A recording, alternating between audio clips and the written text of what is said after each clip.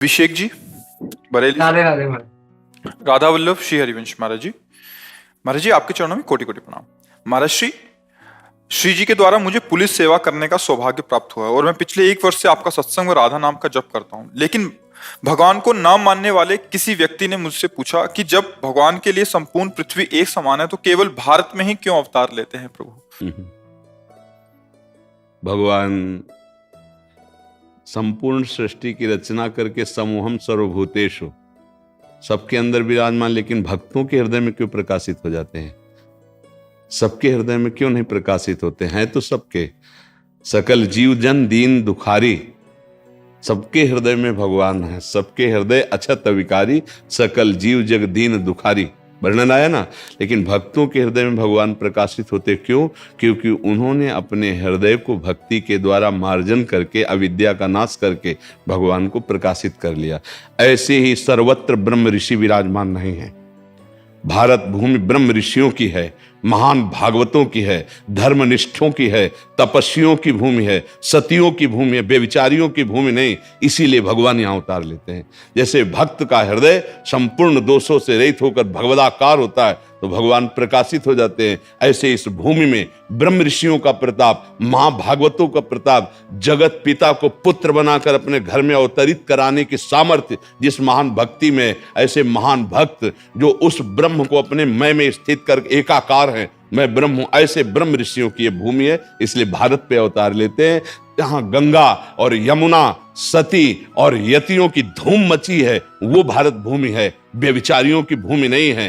कि चाहे जैसा भोजन करो और चाहे जैसा व्यभिचार करो तो तुम्हारे अंदर अविद्या प्रकाशित होगी, भगवान प्रकाशित नहीं होंगे। अन्य सब देश प्रांतों में देख लीजिए क्या हो रहा है और उसी का अनुकरण आज हमारा भारत कर रहा है। तो अब किस दुर्दशा को प्राप्त होता चला जा रहा है? नास्तिकता को प्राप्त होता चला जा रहा है, व्यभिचार को प्राप्त हो। ये हमारे भारत भूमि में ऐसा धर्म नहीं है।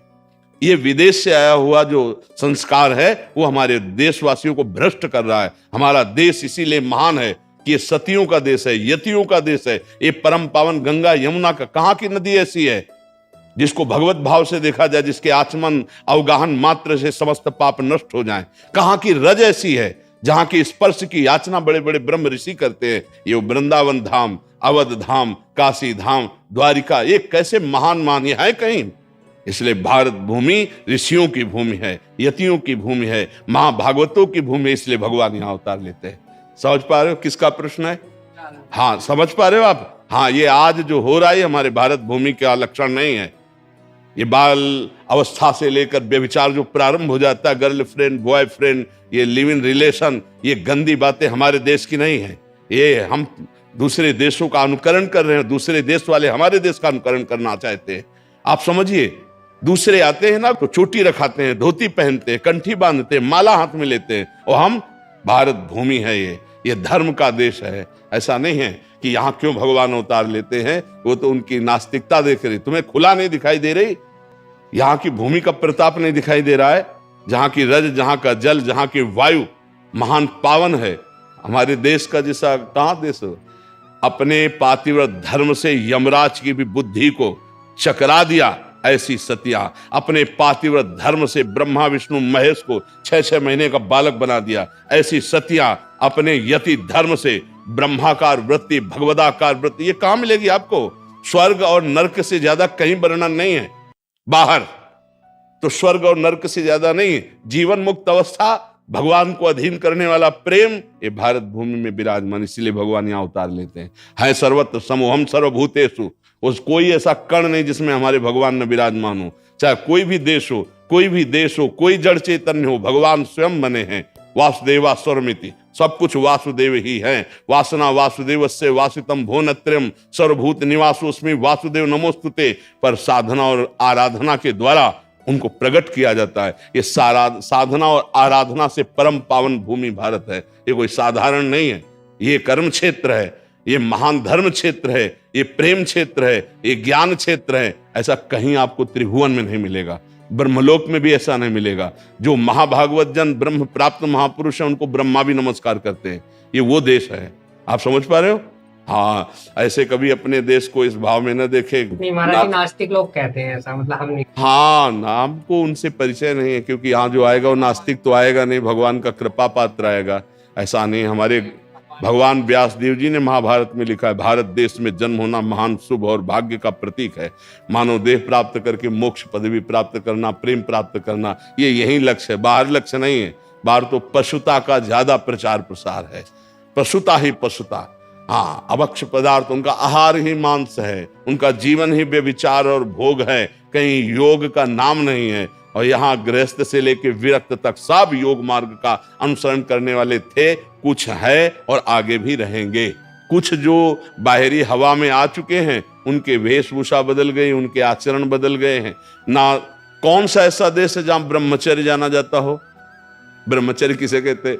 सतीत्व जाना जाता हो, पातिव्रत धर्म जाना जाता हो, यतित्व। अगर कोई तुम्हें मिलेगा ना यति, तो यहीं का चेला होगा। ध्यान रखना, भारत का ही चेला होगा। अगर कोई तुम्हें यति दिखाई दे तो भारत का ही चेला होगा।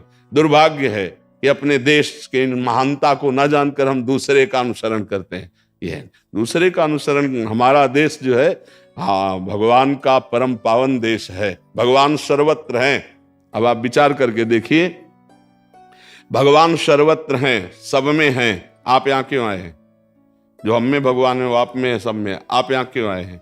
जैसे हम आपसे प्रश्न करें तो आप इसका उत्तर दे पाओगे? है?